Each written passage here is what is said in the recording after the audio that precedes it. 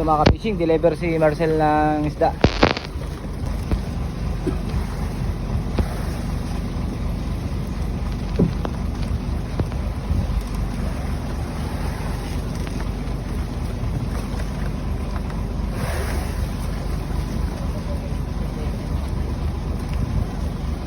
Sama na. Isang pa ni Pakoy? Isang pa? Oo. Tuloy na yan o.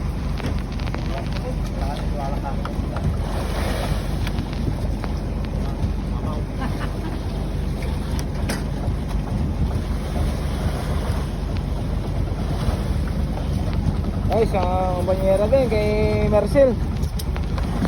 Sa kalahating araw mga ka-fishing.